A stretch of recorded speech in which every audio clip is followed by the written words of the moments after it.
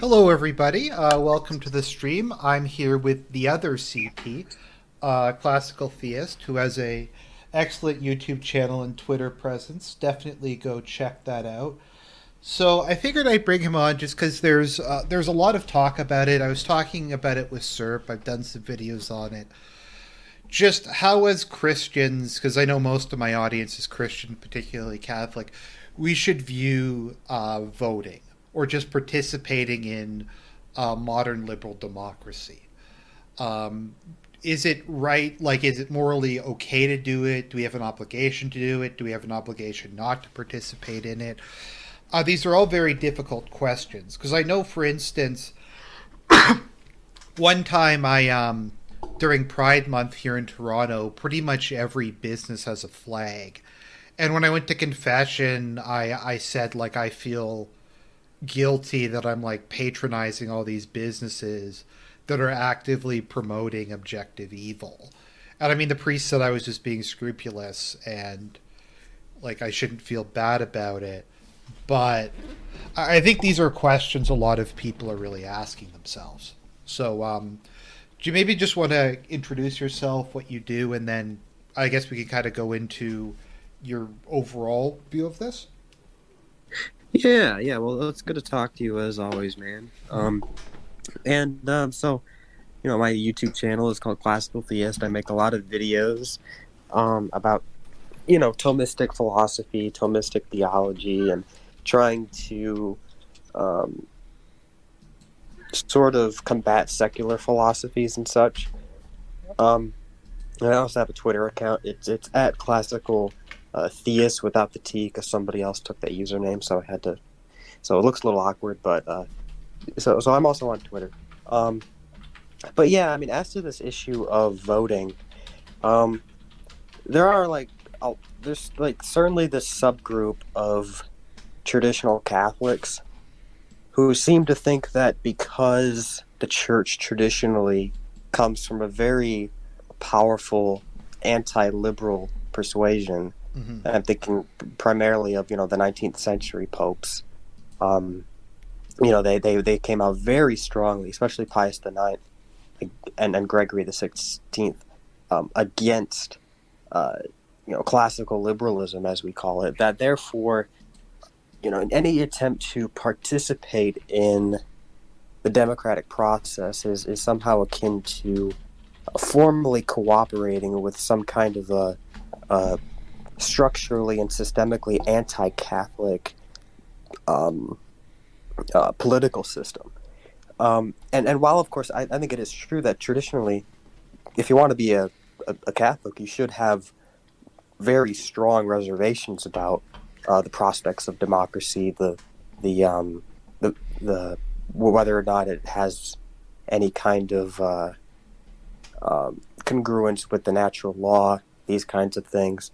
But it's not so simple. Even as a political system in and of itself, I could quote Pope Leo XIII in his encyclical Immortali Dei, who says, the church does not necessarily condemn any one system of government, um, but that most systems, including, democratic republics, they can be integrated within a broader uh, uh, system that could implement faithfully the natural law. So, in other words, even though you have systems that are less ideal than others and work better or worse than others, uh, most of them are at least in principle redeemable. So that's number one. That participating in the democracy as such could not be construed even by 19th century papal teaching as somehow formal cooperation with evil. Now, what we have now is obviously political systems that are just uh, woefully beyond the pale of even having a hope that they would ever be in harmony with the natural law, right? But the question is, are we formally cooperating with the perpetuation of those systemic evils by participating in the current trajectory of those systems. And I don't think we necessarily are. And this is why the church, generally speaking, doesn't issue out condemnations for voting. There was, of course, many people will cite Pius the Ninth and his non exedite condemning voting in the Italian parliamentary elections. But even with that, by the time it came to Leo the 13th, he said there could be a justifying circumstance under which voting in those elections would be legitimate. And I think, and obviously that non expedite has since been, completely abrogated shortly thereafter. But the point is, even when you have a situation where the democratic choices are just beyond any kind of hope for harmony with natural law, you can still participate so as to avoid the worst case scenario. And this would be, there are a number of levels of cooperation with evil. There's a formal or direct cooperation with evil, which is defined as, I have it up right here, it's either participating directly or voluntarily in the evil, or ordering, advising, praising, or approving of the evil, or protecting evildoers. But I don't think voting necessarily amounts to that, because you're not really in any way participating in the policies that you might have to tolerate or permit for the sake of some greater good. You're just, in your own intention, preventing, we could say, worse evils. So I think it would fall much more under what you would call remote material cooperation with evil, which would be an act by which the cooperation is rendered is not itself sinful, so you're not participating directly in those bad policies, which has two effects. You have the good one that is chosen and the bad one that is tolerated. And then there is a proportionately serious reason to justify tolerating the evil. And we can talk about what's at stake maybe in the upcoming election that can maybe help put the abstract into a bit more concrete relatability. But I guess that's what I'd say in the abstract to lay out the principle here. Okay, so let's just go through that because there's a lot to unpack there. Yeah, sorry, I didn't mean to go Oh, on. no, that's fine. No, that's good. It is a lot to elucidate. No, that's good. I was just making some mental notes. So like what you said about systems not being, I guess kind of just the first thing to keep in mind is all systems have problems because we're all fallible, corrupt humans. Like a system Right. can be in line with natural law, but the people who make it up are like, I guess, more corrupt or more criminal than average. I think the more issue is that the systems we're facing today are intrinsically evil in that they promote, like it's not a bug, it's a feature of the system. Um, Yeah. the kind of things that happens, and just to like with regards to democracy, I mean, people probably wouldn't consider it democracy, but you did have republics in Italy and that kind of thing where they did have elections. Obviously, they didn't function like modern democracy in any way, but you did have elected representatives. Oh yeah, absolutely. And I'm by no means even implying that traditional teaching would be against democratic elements in the system, but what we have now is just the mass democratization of everything. Now, someone asked, what about socialism and communism? Yeah, well, I mean that gets into a whole other you know can of worms, but um, I mean I think right now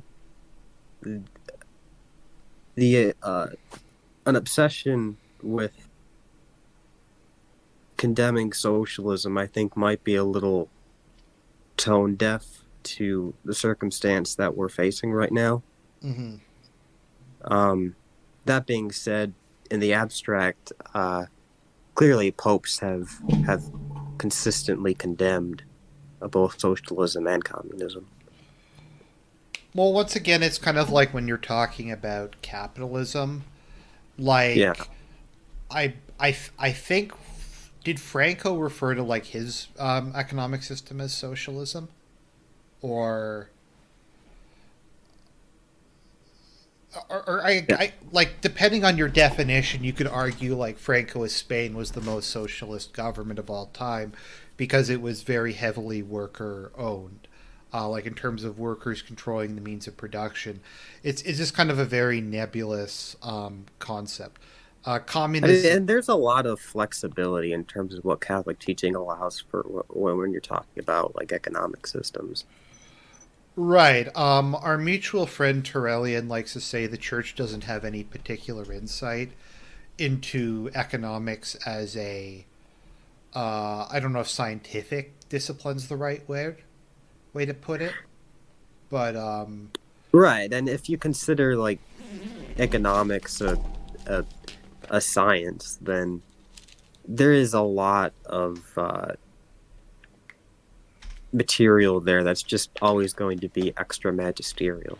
You know, I mean, the magisterium can jump in to uh, insist on protecting workers' rights or ensuring that private property is preserved. These kinds of things, mhm. these kinds of general principles. But in terms of implementation, it's I would say I would say there's a lot more flexibility in that domain than a lot of Catholics on both the left and the right would acknowledge. And when I say left and right, I mean in the colloquial sense, obviously. Yeah, because I mean, completely lost my train. Yeah, the church doesn't have any particular insight as to what the marginal tax rate should be, or Right. Yeah. something like So, that. Um, okay, so we have that. For material cooperation of evil, would that indirect? Would that include like if you work at a convenience store that has like uh, dirty magazines? yeah. I mean, that's gets into some tricky territory. I mean, I don't. I think so long as you're not the one uh, organizing them Mm-hmm. or um, displaying them, then I think that would definitely be remote material cooperation because you're not seeking to perpetuate the displaying of lewd magazines. You're just working at the place that happens to display those there. Right. Yeah, and I guess I feel guilty whenever Pride Month rolls around. I don't think Americans can really understand just how like it's worse than San Francisco here. Now, I've seen your videos where you walk around, and well, it's basically a glimpse into our own future, but it's it's brutal. I've seen where you just walk around and like there was this one with like what was it this rabbit in the display case Oh yeah, with with the carrot dildo.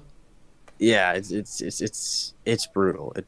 It's brutal. And it's just like if I want like to get a meal or something and I go into McDonald's and they have like the rainbow flag and stuff, Yeah. I just can't help but kind of feel guilty. No, I've Uh, had those scruples too, but I think what we have to realize is every single nook and cranny of the system is global homo. mm-hmm. So you're not going to escape it. So I think if you're just patronizing a sorry, that's my cat. If you're just patronizing a business for their service that is in and of itself unrelated to degeneracy, it's fine. Right.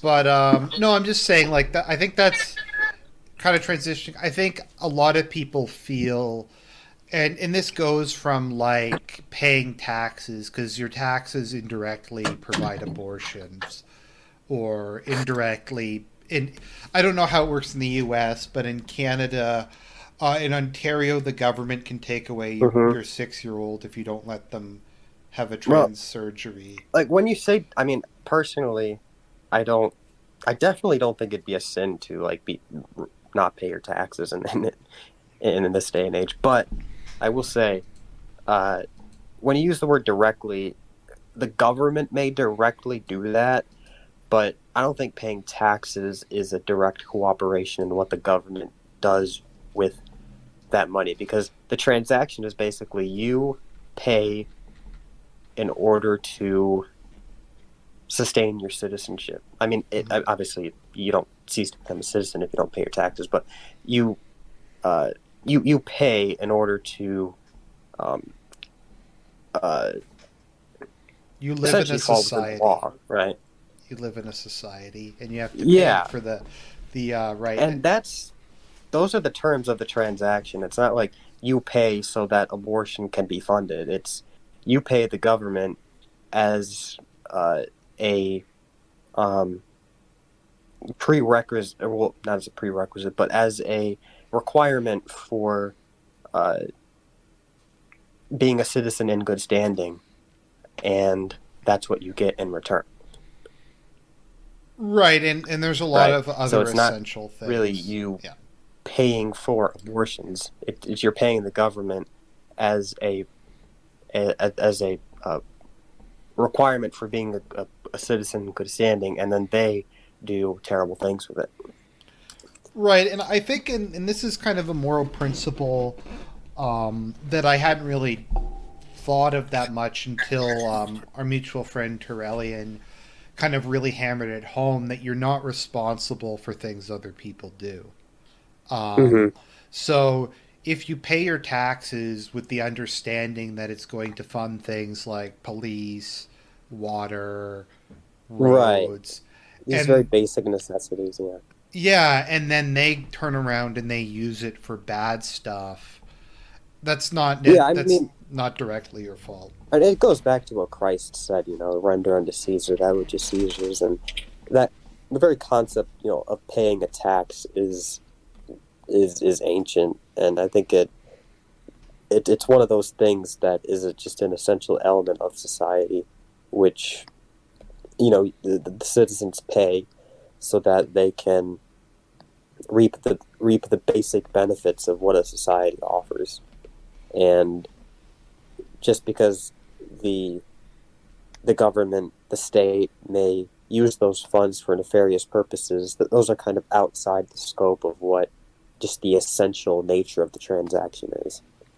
Yeah, what you're responsible for. I guess maybe it's an intent thing. So if you like are Yeah. like, oh boy, I'm giving money to the government to Right. fund Yeah. Well, Planned Parenthood.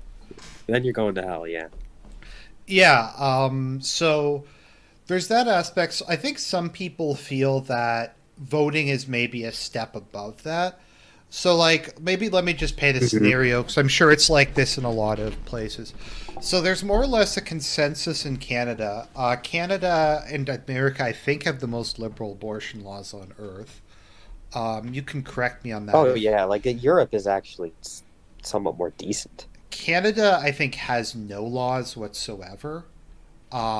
In America, it's like a mess. I don't entirely understand how it works there, but it's a consensus in Canada beyond everybody but a couple social conservatives who are marginalized that Yeah. the abortion issue is closed. And like what happens in our government is we do have practicing Catholic politicians who are personally pro life. Like we had Andrew Scheer, who is a pretty devout guy. He has like 6 kids. And he said, I'm personally pro life, but I understand it's a settled issue and I'm not going to reopen it. Did he get killed for that? Essentially. Yeah, it's one of the main reasons he lost the election. Um, Jeez.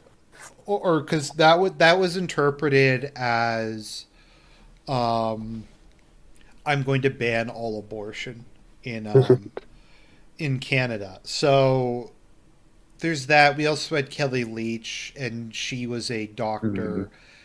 When she was writing, she said, "Look, as a pediatrician, I know that it's a baby, but I get that it's a settled issue."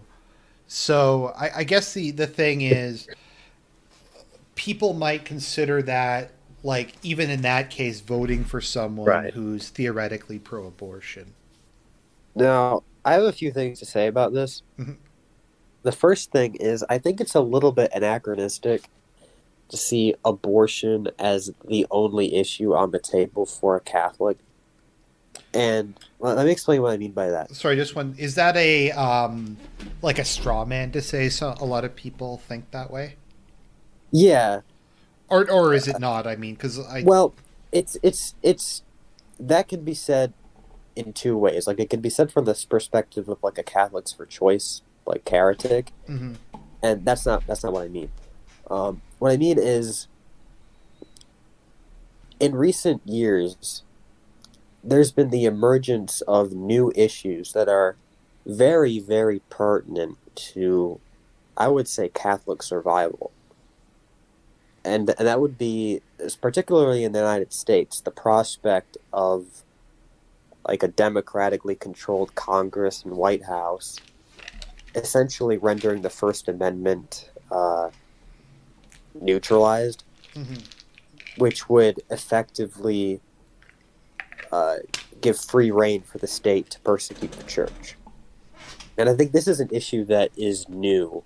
It wasn't around at the time, of when the non-negotiables of abortion, same-sex marriage, euthanasia, etc. were discerned. This issue is a bit new, right? The radicalization of like the Democratic Party is a recent trend, and it's leading to a point where you could very clearly see in the foreseeable future hate speech legislation, which would essentially make like the propagation of the Catechism of the Catholic Church or something uh, illegal on the grounds of hate speech. And I think that should, not that it would sideline the abortion issue, but I think we have to consider more issues as directly pertinent to the survival of the Catholic Church in the United States. Not just the Catholic Church as an institution, but our ability to faithfully live out the doctrines of the church and to evangelize and such. So I think that's one thing to say.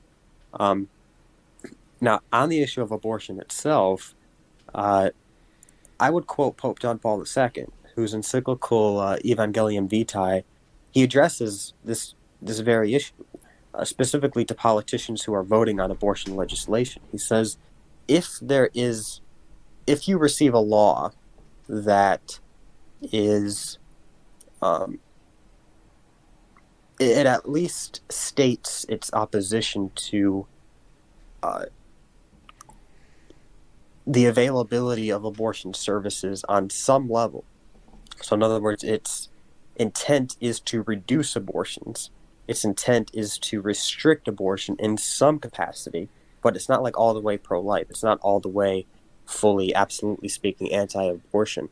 The politician can vote for that legislation because it's, by virtue of the doctrine of double effect, the direct action is the restriction of abortion services, and you're permitting the evil of, you know, the rest of the abortion services that the legislation doesn't ban.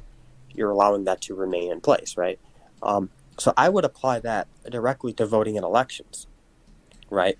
Um, President Trump clearly, I mean, you know, his presidency, from the standpoint of someone, the distant right, isn't exactly uh, hasn't done everything he wanted. I will say he's doing a lot better in the last few months of his first term. But that aside, he actually, I think, has done a lot to, um, at the very least, hold off the tide of just radical pro-abortion ideology from taking power. or taking back power.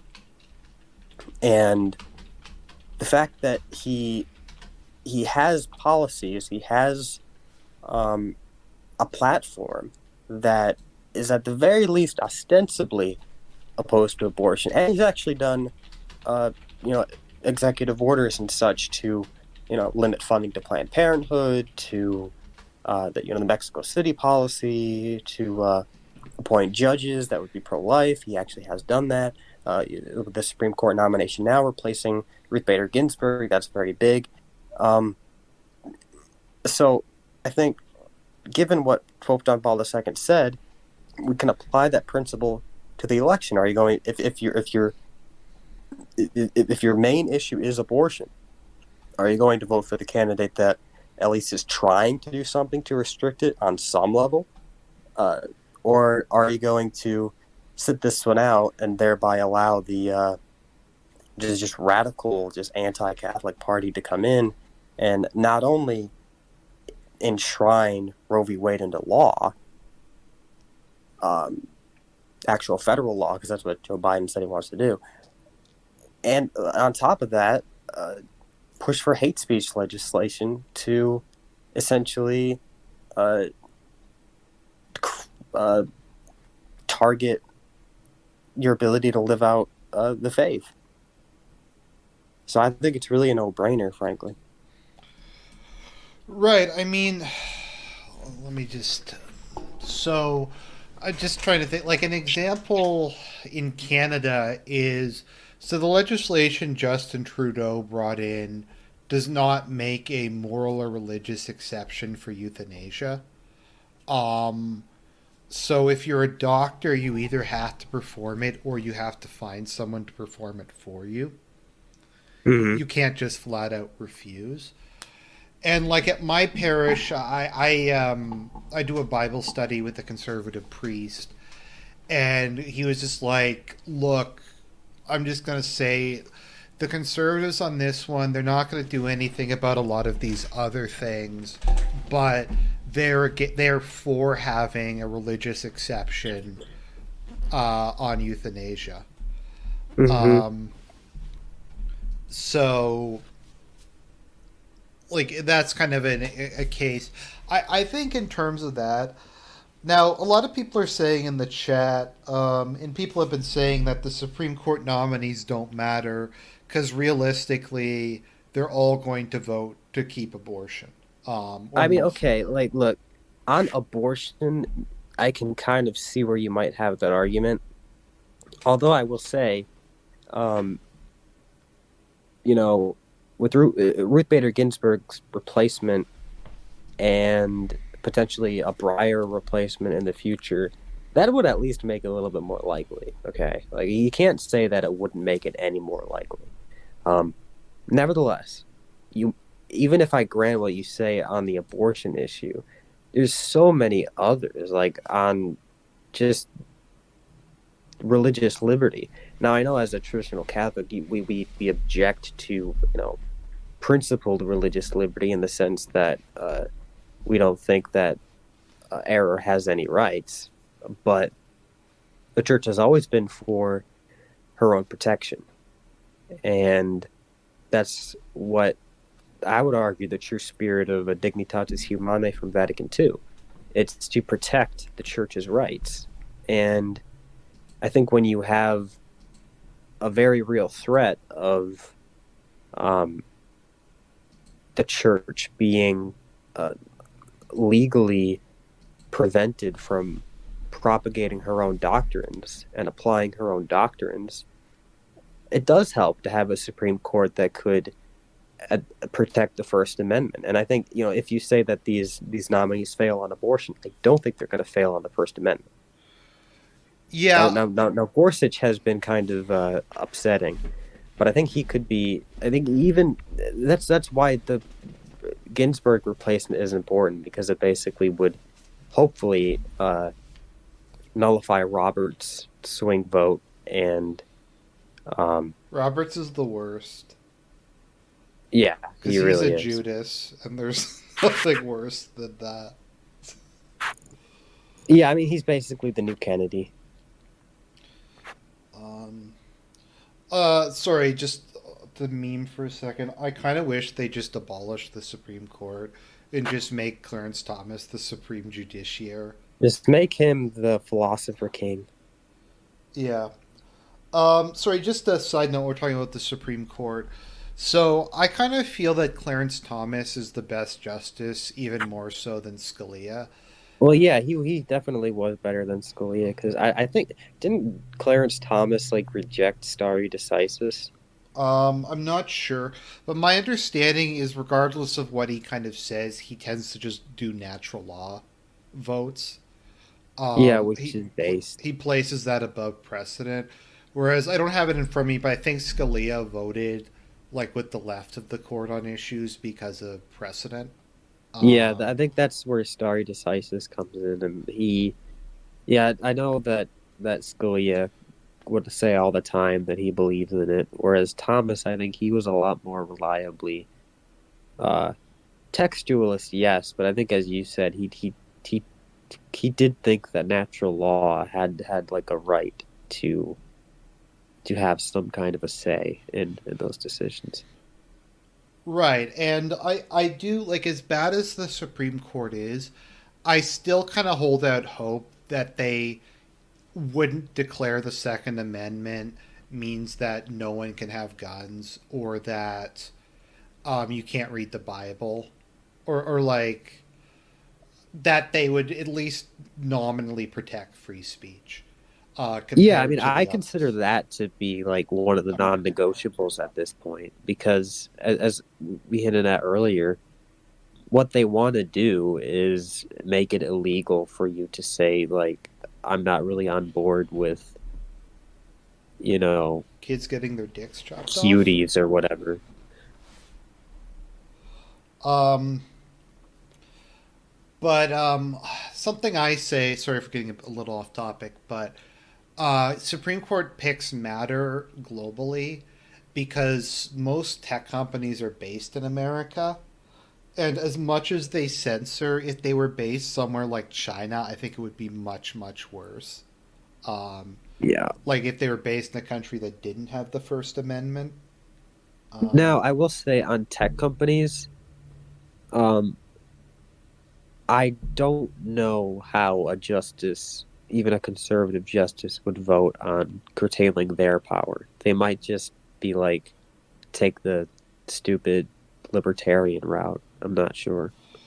I mean, the argument I would make is that they're public goods at this point.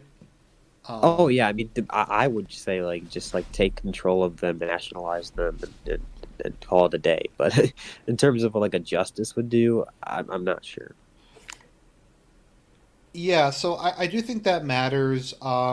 Hmm. Trump appointed a bunch of. So do you think? Sorry, if I'm jumping around. So do you think Trump's No, go kind ahead. of conversion on the pro-life issue was like legitimate? I actually think it was partially legitimate, at least, because I remember back in the days when he would say he's pro-choice, he made it a point to emphasize how much he hates abortion. Like that was well before he really had uh, political ambitions, at least political ambitions that he would take seriously. Okay, So so he would he say always like, said he hated abortion. He hated the concept of abortion, but he took the pro-choice route. But so I think that it doesn't take it doesn't take like a, a St. Paul road to Damascus experience to go from that. So, okay, maybe we should have some restrictions. I think all it really takes, to be honest, is the first time I saw um like an ultrasound of it happening. That Um, might have been what persuaded him, if Cause I I, remember correctly. cause like, if my understanding, don't they like try to ban that? Like, Yeah, they do. Like that's especially in this country, they really try to just make it impossible to put in any kind of even like precautionary measures. that would, even in principle, lead to maybe a reconsideration. Right. Well, Like, they don't even want parental approval or anything like that. mhm. Sorry for bringing up abortion so much, but that's just kind of the main hot No, button I'm issue glad you I did. find that like people talk about a lot because it. Yeah, I think part of it is a lot of like centrist or even um, I don't know. I find the pro life is even some liberal Catholics will be pro life. I find it's kind of more acceptable. Like Catholics who are liberal in every other issue will go, "Oh, I'm pro life," so I'm not like. I'm pro-life, but I'm voting for Joe Biden because Trump killed like 200,000 Americans with COVID. That's like the line of argument I'm hearing, Right. which is insane. So I kind of do think. I mean, I think regardless of how legitimate you feel Trump's religious faith is, I think he's like kind of a not practicing mainline Protestant who Yeah. does believe in God but isn't particularly devout. Well, basically, what I would say is I I would boil it down to very simple terms. Is the candidate going to protect the church, or are they going to attack the church? And that is kind of the calculus that um, popes going back centuries have made, right? They would have agreements with these terrible, like personally degenerate rulers.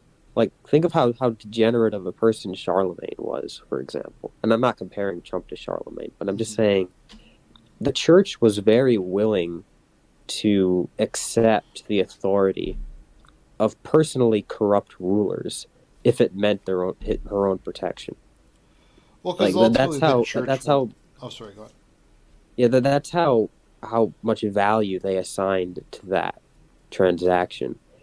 And I actually don't think Trump is actually like that. Like I'm not trying to say like he's some deeply just terribly immoral man. I actually don't think so. I mean he has moral failings, but I think just calling him some kind of a moral monster If is I can be just slightly off ridiculous. cover, he at least has normal moral failings in He's that at he. least a human being. I mean, he He's likes like I think our mutual friend Torellian described it.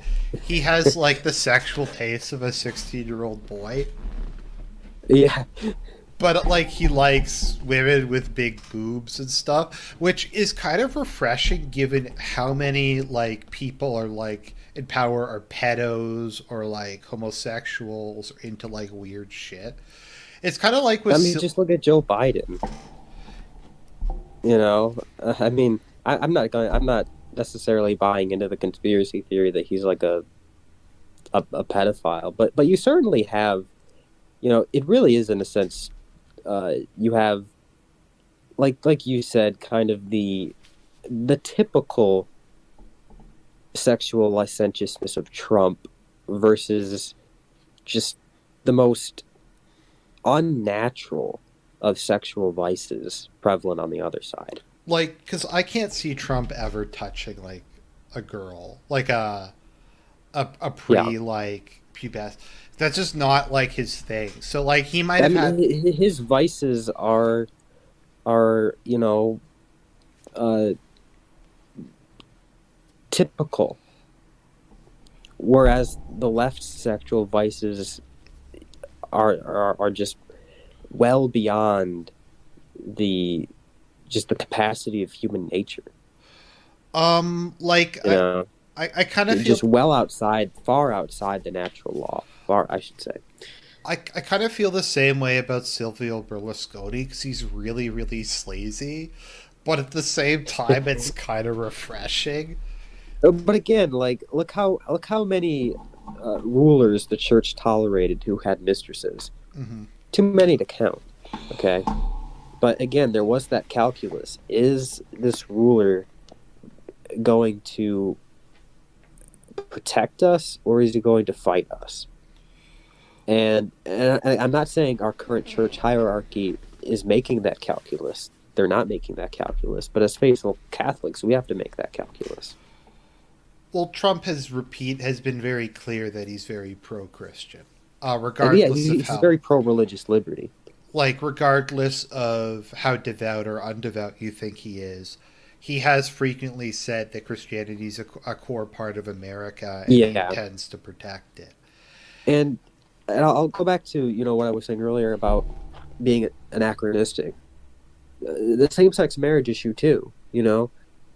That is a non-negotiable.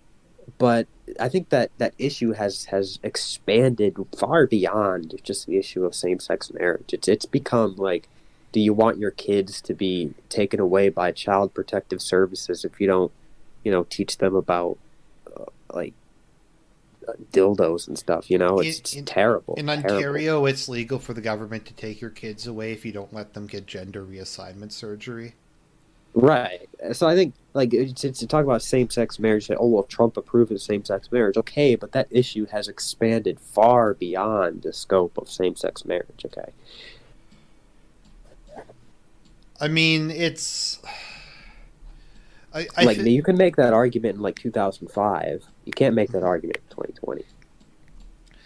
Yeah, I mean, and it's really sad, and it feels like we're constantly losing and fighting the last battle, and like, I Yeah. think we largely are, and that just kind of unfortunately Hmm. comes with the territory. But I still think whatever his personal faults are, um, Trump is better for like actual Christians of all different varieties. I think that's like objectively true. Yeah, Um, I think so. so I guess people will say though, um, once again, I think part of it is just the concern that I think part of like the clear pill thing is if we all stop voting, it'll delegitimize the system. I think Which is is just ridiculous. which I get is kind of not so much a religious issue as a political issue. My objection to that is low voter turnout doesn't delegitimize the system, it makes it worse. Because, Yeah, like, I mean, what they try to yeah, go do ahead. then is they try to lower the voter age to like 16 or 14, or they Hmm. change the electoral system in a way. Like, this was something Justin was trying to do in Canada. And if he had have had Hmm. his way, we would have had a permanent coalition between the Green Party, the Socialist Party, and his party for like the rest of Canada's existence. I mean, that's already what they're going to do, even if you don't sit it out. Like, they're already set on lowering the voter age. They're already set uh, on just maximizing and expanding the electorate beyond recognition. They're already set on doing that, so you might as well put a stake in fighting against it in some way. I mean, I just don't see. I don't get this resistance to voting. It doesn't take much Well, it's a effort free at all. action, is what SERP says. What was that? It's a free action. Yeah, it is, and it's something that there are no moral issues with it from a standpoint of Catholic moral theology. Certainly, if so long as you're within the parameters of the non-negotiables, you take the principle that we talked about with Evangelium Vitae, and you apply it, and you vote, and then it's over with. I mean, you might not like it, but as a Catholic, I think you should have some sort of engagement in Well, the system, in the world, but not of it. like in the last provincial election, for instance, so Yeah. the Liberal government brought in a sex ed curriculum designed by a convicted pedophile named Ben Levin. Um, so they brought that in, and the conservative government wanted to roll it back to the previous one and redevelop a new sex ed curriculum with more parental input and allow parents to opt their kids out of it. And I kind of feel if you're a religious person, that's you should probably just vote on that if nothing else. Like, Yeah, um, yeah. I it. mean, look, as Catholics, you can be pragmatists in a certain sense, right? So long as you're not engaging in an activity that is in itself sinful. Basically, politics should be a sort of pragmatism that is set on making it easiest for people to get to heaven. And whatever you can do politically to achieve that is within the framework of the moral law, you should go for it. Oh, sorry. Someone's asking, what about Trump's campaign to decriminalize homosexuality in other countries? Yeah, I mean that's obviously terrible. I How will much of say, that is him, and how much of that is like? yeah, exactly. I will say there is a major disconnect between the State Department and the West Wing of the White House. Okay, a major. I mean, I would actually argue that the State Department right now is trying to level a soft coup against the sitting president, and the president has brought people on board like Rick Grinnell who are just terrible on this issue.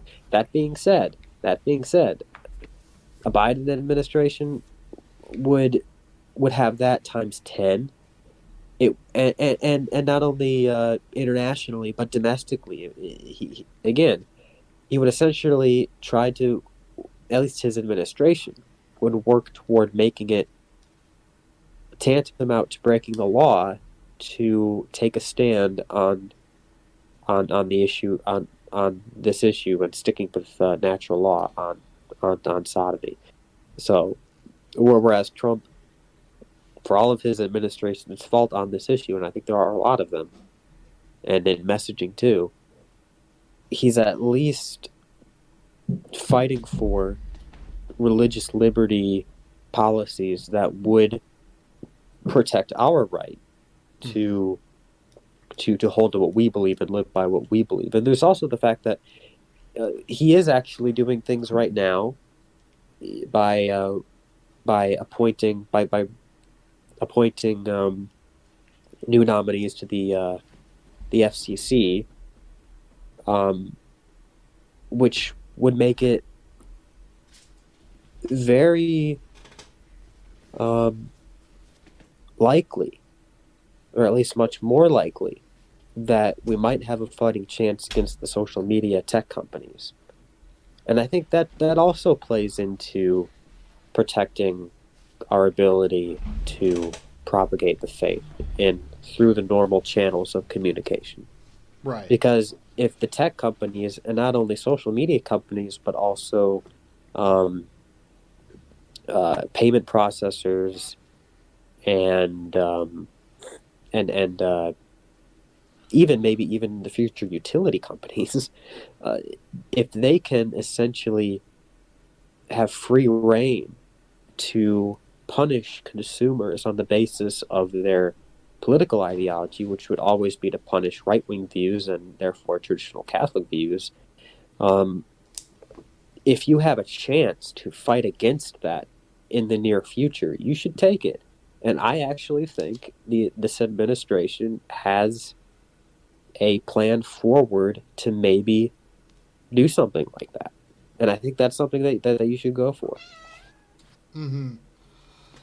Because, like, as a Catholic, what if one day you reach a point where, like, the Biden Harris administration and Congress, they get together and they make it okay for a utility company, like an internet service provider, to pull the plug if you've espoused Catholic views on homosexuality. I mean, is that really outside of the realm of the foreseeable future? I don't think so. No.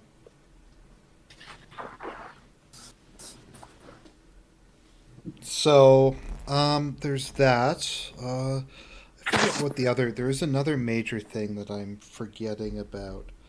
Um, oh, right, bad politicians. Okay, so a common complaint is why doesn't the church, when Biden goes for communion or when he says, "Oh, I'm a devout Catholic, I'm a practicing Catholic in good standing," why doesn't the church come out and excommunicate him or refuse him communion or something like Hmm. that? Yeah, it's obviously very aggravating and frustrating, but I think we have to recognize the um, very unfortunate limitations of our current hierarchy. For one, many of them don't really care much about these issues. Their financial support in many ways uh, hinges on Democratic politicians, and Because doesn't the U.S. government give the Catholic Church a lot of money for like I think immigration programs and stuff like that? I mean a lot of like democratically aligned organizations will yeah give money to perpetuate their the open borders policy that they've seemed to regrettably embrace. But so I think that partially accounts for why a lot of bishops are just the, they don't have it within them in their own uh, in many cases, and even in their own personal beliefs, to even think action like that would be appropriate. Right. Uh, another reason would just be the fact that um, it would be inconsequential.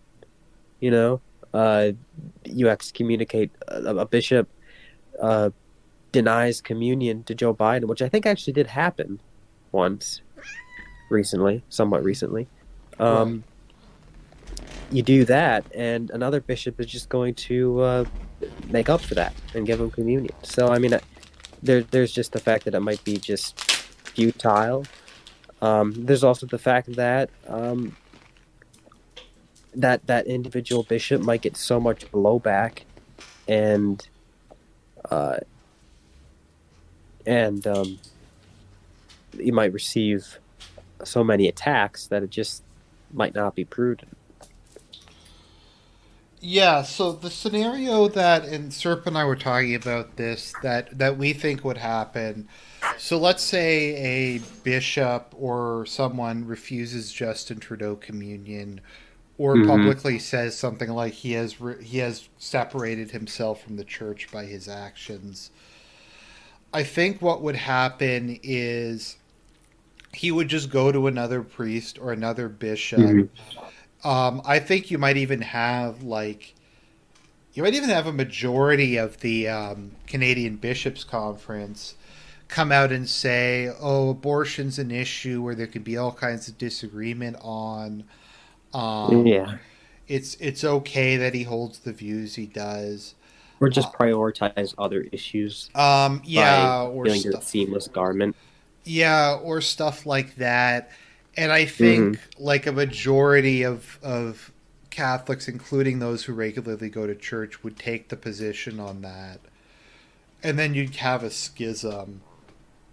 Right. And and then the people who lead the schism probably would be able to take like all the churches Right. and stuff like that. So I think that's the And they'd issue. probably get the monetary support to do that. Yeah, like um, in Canada, traditionally the government provides a lot of funding to various institutions Mm-hmm.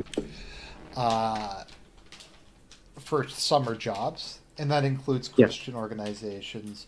So, like the Trudeau government required them to like sign documents that they support abortion in order to get public funding. Um, Likewise, he stated that all new members of parliament of the Liberal Party have to unequivocally support abortion with like no reservations or whatever. Wow. So So that's kind of like the scenario that a lot of people are facing. So I'm just what I'm trying to say is there would be ample, I think, grounds to kick Justin out. The fact that he calls himself a devout Catholic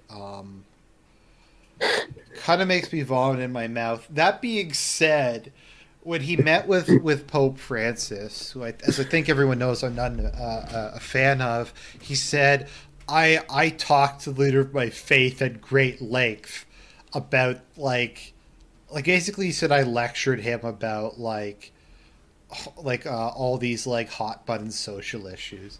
It's like the first and only time I felt bad for Pope Francis. Like having to Justin Trudeau just going off on him. Oh boy. Just another interesting thing. I think kind of one of the interesting, I guess, kind of notes in Catholic political history is the case of Germany, where the Catholic Church just had its own political party, um, the Catholic Center Party, and it more or less held the balance of power in German politics for like, I think the entire duration, more or less, of the German Empire. I mean, you have sort of a an attempt to do that now with I think what's called the Solidarity Party. Yeah, The problem with that is, I mean, it's terrible on immigration issues. I don't think it necessarily represents the actual Catholic teaching on that at all. The idea that as a Catholic you have to be open borders is just nonsense. And it's just trying to carve out a third party in this day and age. I think is just woefully counterproductive, especially given the stakes and the threats that we outlined earlier. I mean, it might have been very useful in the past, but now I just don't think it has much usefulness. okay, so I have you here, CT. I want to spring something on you. Okay. Um, how can there you have these fake Catholics who say they're pro-life but they support the death penalty?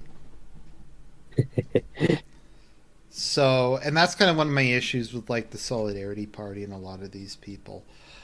So, where is like the standing on that? So, because Yeah. it's very confusing, and this Oh, I is know. this is kind of one of those things where um, it's I think one of the things about democracy and being a Catholic in this day and age is I think it's really unfair and frankly abusive that we like ask the common person to have to try to figure this shit out. Like in a lot of cases, like I I can't figure it agree. out. A lot of people who study this stuff can't figure it out. Like what's authoritative, what isn't. Um, that sort of thing like the average person's supposed to like understand like America's Middle Eastern foreign policy and that kind of thing. It's I, just like insane. Most people should just be, uh, you know, uh, putting away boxes. They shouldn't be trying to figure out where Serbia and Kosovo are on a map. It's just absurd. I'm not saying the average person's like dumb or anything. No, I'm not saying that either. But I'm just saying that the fact I'm just fundamentally against most people uh, being politically conscious on the level that they are. Well, as I say, like they should focus on getting married, having kids, going to work and going to church and trying to raise their Yeah, kids properly. And that's traditionally what their job is, and that does way more good than a lot of spurgs on the internet talking about their perfect society. Um, absolutely. so, like, I just when we get into like, and he's been a bit quiet for a while, but when we got into like Catholics, we're saying Pope Francis said this. This is the doctrine now. I mean, this stuff is all really difficult to like figure out. I can speak to that a bit. Yeah, go ahead, please. Uh, what's important to recognize, first of all, is that like for example, when he issued out that change in the catechism, um, one would say, okay, well, that is what we would call authentic ordinary magisterium. Uh, Even if that is the case, I insist that the church has already prior infallibly decreed that the death penalty is in principle licit. And Mm-hmm. I think you can find that from Leo X's encyclical Exsurge Domine, where he says, where he lays out very clearly that uh, the death penalty is not opposed to the will of the Spirit.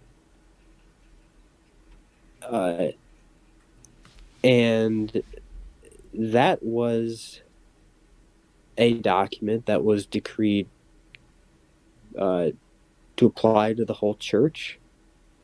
It came with a condemnation. It uh, pertained to faith and morals. So that is at a magisterial level that is at basically maximum authority. Right. Uh, and if you come into a position where you find something in just the authentic ordinary magisterium, which is fallible, even if it ordinarily commands assent, if you come across something that contradicts more authoritative magisterium, you have to fall in with with the more authoritative magisterium, and you know it's authoritative by how the decrees are issued out. And with that, um, at that point, it's no different than John the 22nd saying that the souls of the just don't see God until the end of time. Uh, that was heretical by virtue of what had prior to that been established as doctrine by more authoritative magisterium. So I would apply that principle to this issue of the death penalty. Mm-hmm. And I will say about his recent encyclical,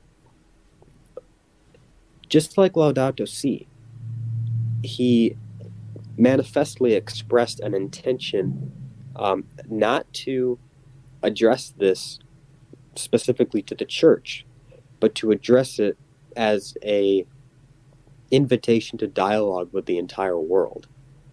When he does that, he pretty much uh, um, disqualifies that whole text from being magisterial, because a magisterial text has to be addressed to the church as something to be bound to the faithful.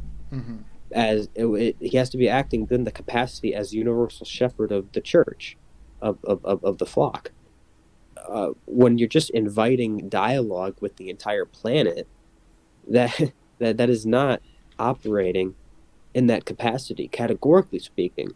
And it's not just the way that he likes to address encyclicals, because his first encyclical, Lumen Fide, did address the church explicitly. Whereas the last two, Laudato Si, made an explicit point that it was not addressing the church; it was addressing the whole planet. And I think this is in that same spirit. And so I would actually say that Amoris Laetitia, which was his exhortation on the family, which had that controversial statement about divorce and remarriage, that is at a higher magisterial level than this recent encyclical, which I don't even think it meets the the qualification of magisterium by virtue of that missing essential component. Right. I'm just saying, I think to the average Catholic, like, that's pretty complicated and difficult to understand. It is. If I wanted to phrase it a better way, I guess I would just say, in his encyclical, he made it a point that he wasn't adding to the magisterium of what ought to be believed, and he was just That was his giving, opinion, basically. offering reflections to all people of goodwill. And I think most people can understand that if Yeah. you phrase it that way. But I take your point. Yeah, just like, or I guess I'd say that it was kind of his personal opinion on how he thinks it should be Yeah, interpreted. and he was kind of saying that, he's saying, like, I'm offering my reflections as an invitation to dialogue with all people of goodwill. You read that and it's like, does that sound like what popes used to say, where it's like, we defy, decree, and and pronounce that dun, dun, dun, dun, dun, and that this is to be definitively held by all the church's faithful, and whosoever does not agree, let him be. It's just manifestly not in that same vein. Right. But yeah, like I said, it's I don't know. I will. Oh, sorry. Go ahead. I feel bad, like just for the Yeah. average person who has to Oh, yeah. It's not just terrible. deal with that, but like deal with like all these really complicated political, like I sat Mhm. down a little bit and tried to understand it. I could not understand what Trump was impeached over. Right. I don't know if like I don't any even think they know. like it was the most like bizarre. I thought it was just going to be abuse of power or something like that because that would have at least made sense. But it was like this weird Ukraine thing. Um, but I don't know. It's I'm kind of worried. Just maybe I guess just talking a little more practically. Do you have any predictions for the election? Um, well, I will say, while the polling has been terrible lately, I think every other metric that you would use, such as whether it be voter registrations or the enthusiasm gap or the primary model, all of these other reliable metrics point in Trump's direction. Uh, and it's not even close. Like, I mean, you look at voter registrations in Pennsylvania. I think they're up it's like a 2-to-1 margin. Democrats are seem to be gaining in some suburban areas in like Chester, but other than that, Republicans are way up in voter registrations in Pennsylvania. Which is, if Trump wins Pennsylvania, then that's pretty much game over because he's good in Florida. I mean, his Hispanic share is through the roof in Florida, and if he gets Florida and he keeps North Carolina, and he's obviously going to get Ohio, and Iowa looks good. Then if he gets Pennsylvania, I think we're at 269 with Maine second, and Is that if with or that, without Arizona? yeah, that is even without Arizona. Um, if he that's under a scenario of him losing Arizona, then you're at 269. And if you're at 269, Republicans control most of the state delegations that would be able to put him over the top.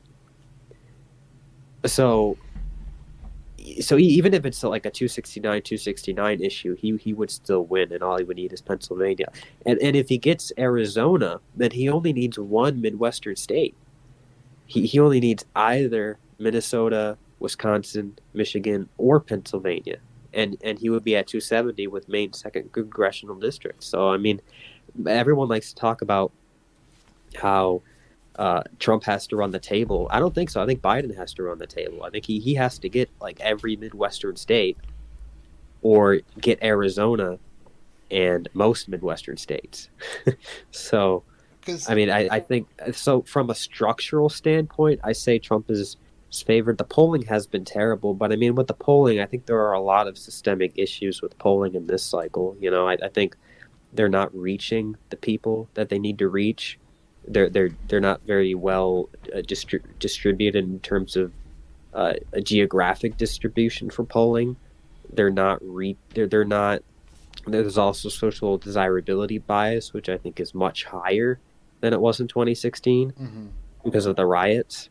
So I would obviously try to keep a watch for the polls that were accurate last cycle, like the Trafalgar Group and uh, Emerson polling was pretty good, and uh, some others. But so overall, I think that he has a good chance. I don't know what's going to happen. Uh, the mail-in ballots is very troubling and worrying. Um, and this could not be an election day. It could just be like an election war.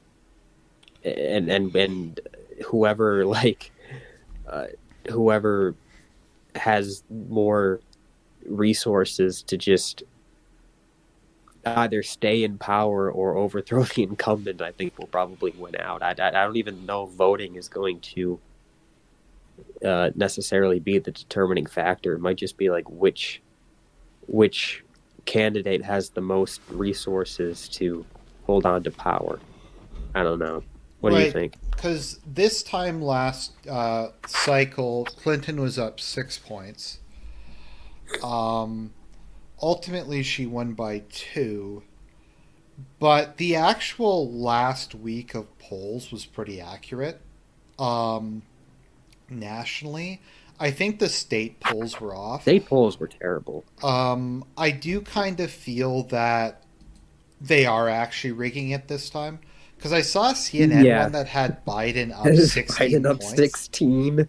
He's he's not winning by 16. Okay, like there's just no way. And I think part of that is because when Trump was hospitalized, I don't think Trump supporters were willing to answer a poll at that time, and you probably had a rush to, you probably had a Biden supporters rushing to respond to a poll at that time. That might partially account for it, but Hmm. but I think you're right. I think they're rigged. I think what they're trying to do is have as many of these media polls skew it for Biden so that they can justify mail-in voting. Because I mean, once again, that the national polls were accurate in the last week, but they kind of sucked up till then. My prediction is I think what's going to happen is Trump's going to win Mm-hmm. election night, and then they're just going to keep finding or losing mail-in ballots till Biden wins. Um, Yeah, I will say about that. Um, it might not be as straightforward as we fear because recently it seems to be that Republicans are actually doing okay in the the in how many mail-in ballots they're sending, really? Okay, um, that's interesting. and they're actually way over. They dramatically overestimated how many people would do this mail-in ballot thing. I think they thought it was going to be like 80 million. Right now, it seems to be like 38 million or something like that. And there's also the fact that while they're obviously going to try to rig it, going to try to like find as many votes that they need after election day.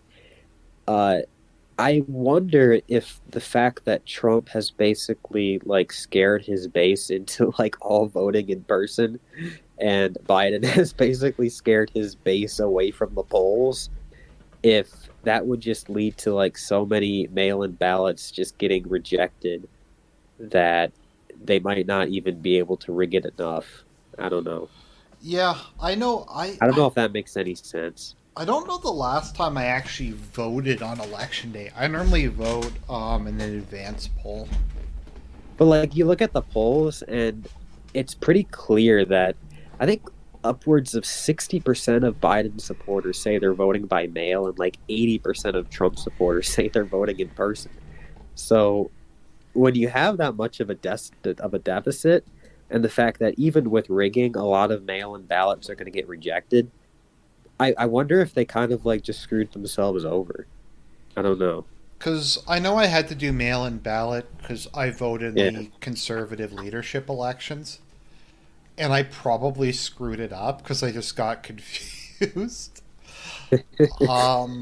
It is kind of a lot of it's a lot more complicated than And it like how many like typical Biden supporters are might just forget to send it in or like just like forget about it.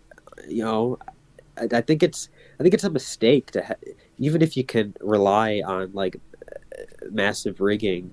I think it's a mistake to have like most of your base voting in this way. I don't think it even with rigging. I'm not sure it'll help you. It might actually hurt you. I don't know. because I think Biden's a much weaker candidate than Hillary. Um, Yeah, he is. I mean, he's more likable, but I think he's he's not as Hillary is competent. really smart. I think you can say she's Yeah, evil, you can say all these things, but Hillary is a very savvy operator. she Um, is. Yeah, Biden is she not. has it. She has the instinct. And she, like, I could see her actually doing the job of president, whereas Biden Mhm. is literally just like a corpse, like a Weekend at Bernie type scenario. Um, that sort of Yeah. thing. So, I mean, Joe is kind of like your drunken old uncle who just talks a lot of nonsense. So, like, he seems like he's a more likable person, but I don't know. I think what happens is if the Adderall doesn't work at one of the debates, uh, And even the debates are in limbo right now. yeah, um, Third one is probably going to happen, but the second one is definitely in limbo. mm-hmm, So we'll see. But I think you're right on all that. right. So I didn't really have anything else to bring up. Was there anything else, other points you wanted to make? I mean, I guess the last thing I would just say is, if you're a Catholic in America, I would say just straightforwardly, you should vote for Trump, Mm-hmm. just based on everything we talked about. I think it's a no-brainer, frankly. I think even if you're in a blue state, the popular vote matters in terms of legitimacy. Yeah, Um, like if Biden loses the election electorally, but he's like up 5 points or something in the popular, that would be a problem. yeah, so even if you live in California or something, there's still like a lot of Yeah, Republican voters in those states. And like, don't get me wrong, I know there's a lot of right. problems with the Republicans. I personally really disagree with their position on healthcare. Um, Oh yeah, it's abysmal. uh, I will say Trump is kind of changing it a little bit in rhetoric, but mhm. like Like, he's basically made it impossible to be a Republican and say you're not going to cover people with pre-existing conditions, which is pretty big. like, I personally support public or single payer. Hmm. Myself, I think that's one of those things where I do think, from a Christian standpoint, we have a moral responsibility to try to provide people with things like healthcare if we're able to. But once again, I don't think it's any particular mechanism is Right, and I think that's pretty much in line with what Leo the 13th would say. like if we can feed starving people, like if we have the Yeah, resources to do that. But yeah, yeah.